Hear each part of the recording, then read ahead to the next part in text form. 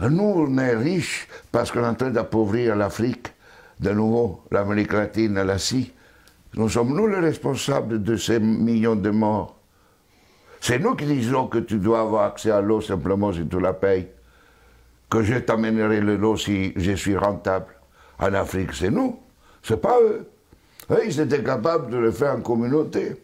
Et donc, à l'heure actuelle, il faut se dire que les guerres qu'on est en train de faire, c'est quoi? C'est parce qu'ils nous ont attaqués. Qui? Quand Sarkozy a bombardé la Libye, aucun Libyen n'avait attaqué la France. La France n'avait pas été bombardée par personne. Et nous, quand les Américains ont bombardé Bagdad ou l'Irak, parce que c'était l'ennemi du mal, tous ces millions qui sont morts, et tous ces millions de réfugiés syriens, irakiens, etc., c'est qui eux, ils sont voulus. Et nous, on a le courage après de dire, je vais t'aider pour rester chez toi. Hein?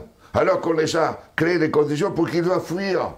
Et nous, on va dire hypocritement à cette Europe qui hypocritement donne 6 milliards à la Turquie, 2 milliards aux Libyens pour pouvoir tenir les gens qui viennent d'Afrique, où on est en train d'alimenter, nous, les guerres. Mais il faut s'arrêter de se raconter des balivernes ici. Hein? Il faut arrêter. La guerre ne se fait plus parce qu'on tue l'ennemi.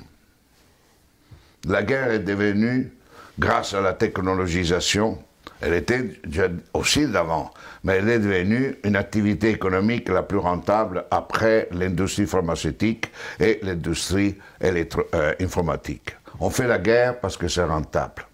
Et malheureusement, si nous ne changeons pas nos dirigeants, et nous-mêmes, hein, dans le sens, pas individuellement, mais les systèmes de valeurs fondamentaux, la sécurité nationale qui explique la guerre, la souveraineté nationale, l'appropriation privée du vivant, etc.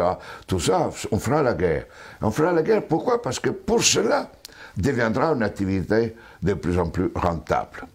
D'ici quelques années, si vous éliminez la guerre, le PIB mondial chutera, d'après le système dominant.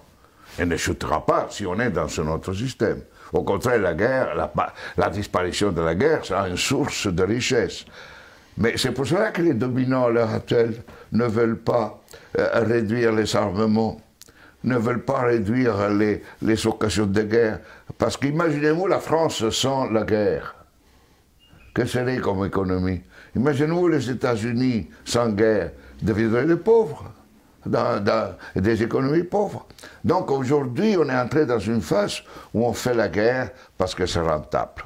Et vous n'aurez aucun dirigeant actuel du monde qui arrêtera la guerre, parce qu'il sera crucifié, parce qu'il sera lapidé, parce qu'il va contre la logique. La guerre fait augmenter le PIB mondial. La guerre permet la croissance économique. Et on suppose que si on fait la guerre, on augmente la création d'emplois chez nous, non?